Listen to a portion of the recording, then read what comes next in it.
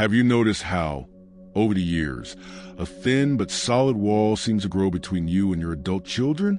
It's as if you're standing opposite them, talking, calling out, and in response, there is silence, not because there is no love, but because the language of that love has changed. You still call it care, they call it control. You want to be closer, but they are increasingly becoming more distant. Today, we will continue our conversation. We will not look for someone to blame, but try to understand. Why do those who were raised with love so often suddenly start avoiding conversations? Why do sharp notes appear in their voices? Why are simple requests perceived as an intrusion? And most importantly, we will talk about what to do about it, how to build new bridges without breaking the old ones, how to learn to listen without arguing, and how to get not to where you were before, but to where you can be close, truly, maturely, humanly. It will be a dialogue, not perfect, but honest, gentle, but profound, a conversation not to accuse, but to touch the essence. Take a seat. This is a journey toward mutual understanding, and perhaps toward a new stage in your love, the language of generations. How many times have we heard the phrase, "We just don't understand each other"? There is an invisible barrier between mother and child, not walls, but words, intonations, meanings that change over time and cease to coincide. This is the language of generations.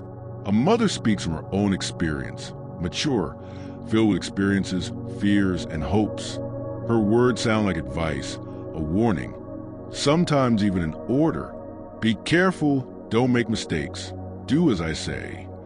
She speaks the language of care, but it is the language of the past, where the world was harsher and safety was a luxury. The child, however, lives in a different world, a digital, fast-paced world with different values and rhythms. Their responses may seem rude or detached, but this is not a reluctance to communicate, but a reflection of a new reality in which they are growing up. Their language is a language of freedom, exploration, and experimentation. In this translation, the most important thing is lost, the emotional connection. The mother hears the words but does not understand their meaning. The child listens but does not feel accepted. This gap is often filled with resentment and unspoken words. The philosopher Paul Ricoeur said that understanding is a dialogue, and dialogue requires not only words, but also the ability to listen deeper than the sound of phrase. It is necessary to learn not just to speak, but to hear. How can we bridge this gap? Ask yourself, what do I want to say not with words, but with my attention? What message is in behind every no, or why? The path to mutual understanding is not to impose your language, but to find a common language of the heart. Why you don't understand each other. Sometimes it seems that you speak the same language, but as if from different shores. The words seem familiar, but the meaning eludes you. And in this silence between the lines, it is not understanding that is born, but resentment. Why? Psychologists call this a cognitive conflict between generations, a clash of different worldviews. You rely on experience because it helped you survive in unstable times. And they rely on feelings because they want not just to live, but to feel that they are living. You value discipline, stability, sacrifice. And for them, why is important, meaning depth, freedom of choice. Not because they are lazy or ungrateful, but because the world has changed and the soul requires different fuel. Sigmund Freud wrote that most family conflicts are based on the struggle between individuality and the fear of losing love. You are afraid, if he goes his own way, he will leave forever. And the child thinks, if I don't go my own way, I will lose myself. You are afraid of losing the connection. He is afraid of losing himself. So there are two people standing on the same bridge, one looking back, the other looking forward. Both love, both are silent, because each thinks that the other will not understand. But there is a way out. And it doesn't start with trying to convince, but with taking an interest, not defending yourself, but noticing that you are not facing an enemy, a rebel or an ungrateful child, but a soul that is searching for its light, not in spite of you, but because you gave it wings. A story that repeats itself. Looking at today's pain, We often fail to see its roots in the past. After all, what seems like a personal conflict may turn out to be a legacy passed on silently. Remember yourself. That young woman whose hands tremble when she wants to say, "It's hard for me," but was afraid to appear weak. That girl who was told, "Don't show off, don't feel too much, be comfortable." You learn to be silent. You learn to hold back. You learn to hide your pain behind a smile. And you survived. You became strong. But you paid for it with a part of yourself. And now your child, he doesn't stay silent. He says he feels bad. He demands understanding. And instead of sympathy, you feel irritation, fear, or reproach. Why? Because his voice sounds like your suppressed cry from the past, the one you force yourself to silence for so long. Psychotherapist Virginia Satter said, "We don't pass on what we were taught. We pass on what we lived." You are not to blame for not knowing any other way, but now you have a choice. You can unconsciously pass on the pain, or you can stop. Be a window, not a mirror. Don't repeat, break the chain. After all, you can be the one who says for the first time, "I wanted to be heard too. Let's learn to hear each other." This is not a sign of weakness. It is courage to be the first in your family to stop, look at the root cause, and say, "Enough. I choose not to repeat, but to heal." Forgiveness and healing. Is it possible to rebuild a bridge if lava of pain and unspoken words has already boiled beneath it? Is it possible to hug a child if you hurt them with your words in the past without even noticing? Yes. But first, you need to realize that forgiveness is not weakness, but the highest form of strength. A mother's "I'm sorry" is not humiliation. It is greatness. Because behind it lies the courage to admit, "I could have been wrong." And this, as Viktor Frankl wrote, is not a fall but genuine growth when a person sees their limits and becomes purer because of it. Being the first to give in does not mean losing, but saving. Saving not an argument, not being right, but a connection that may be the only lifeline in a child's life. Forgiveness is not just forgetting. It is consciously ceasing to carry a burden that weighs on both you and him. It is acknowledging another's pain without excuses. "I didn't hear you then. I thought I was protecting you, but you felt misunderstood. I'm sorry. I'm learning to be there for you differently." Even an adult always senses whether it is sincere or not. A woman who had not spoken to her daughter for 10 years once wrote just 2 lines. "I see how I hurt you. I am ready to listen if you ever want to talk." This letter did not solve everything, but it was a start. 6 months later, they met. A year later, they hugged each other for real. Sometimes bridges are not built immediately, but the first stone is honesty and forgiveness.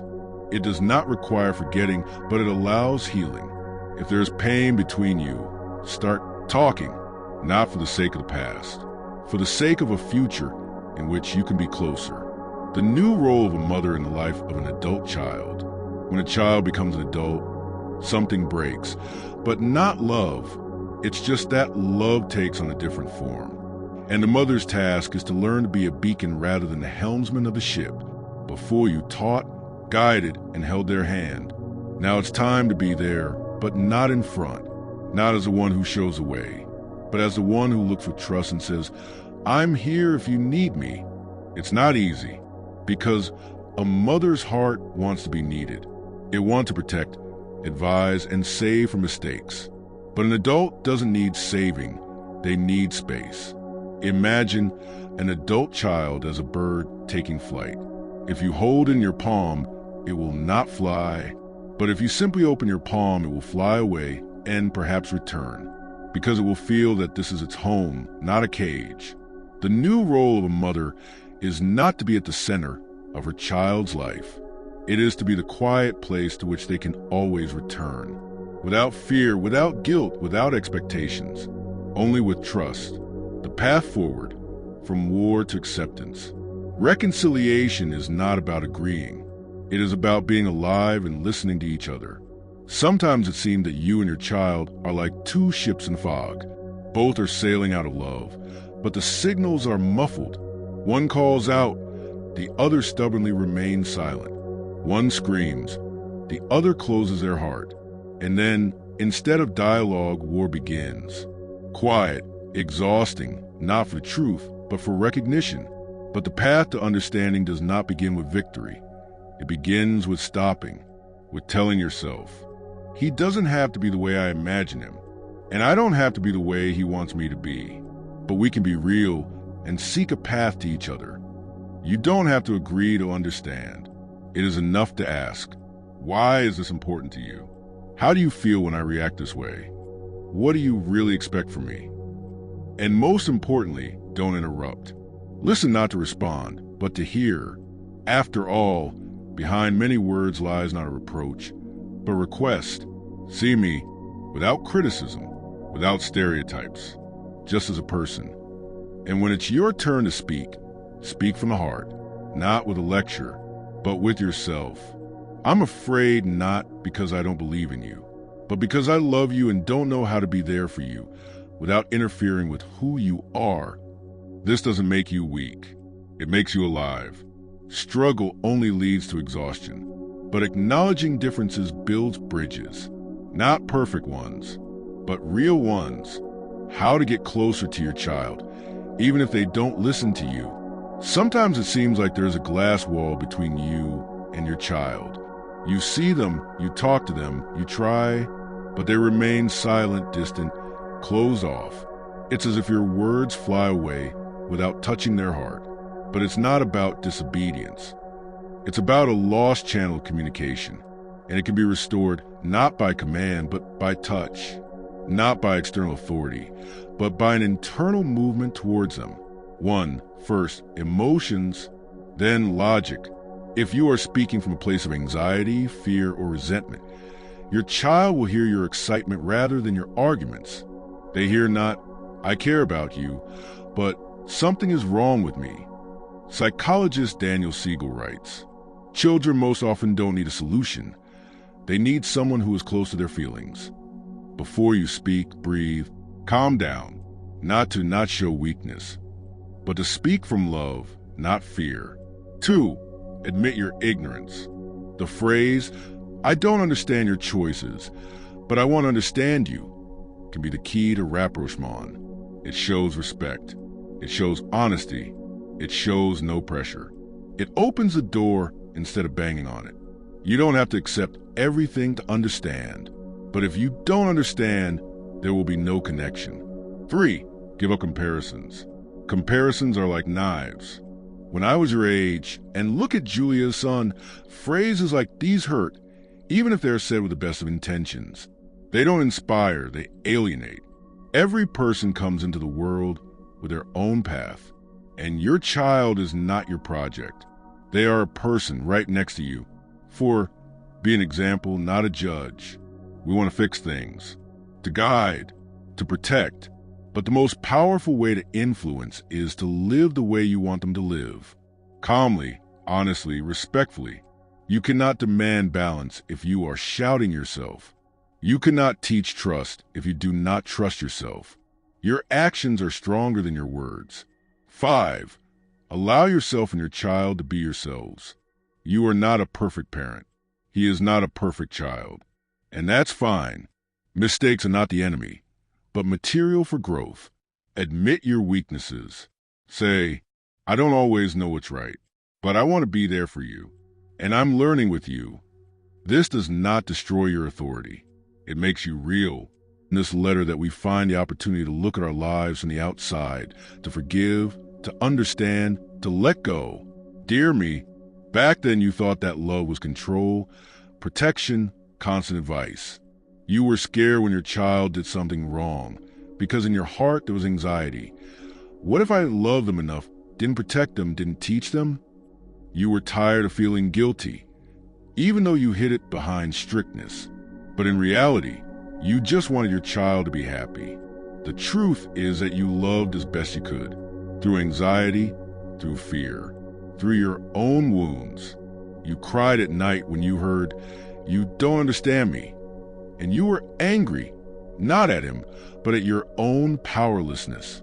Now you see, Love is not about holding on, but letting go. Not about changing, but accepting. Not about speaking first, but knowing how to listen. You did a lot of things right. And what you did wrong is not a sentence.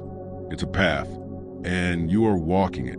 So be gentle with yourself, as you always wanted others to be gentle with you. Hug the one who once lacked hugs. Tell her, you're doing fine. You're growing.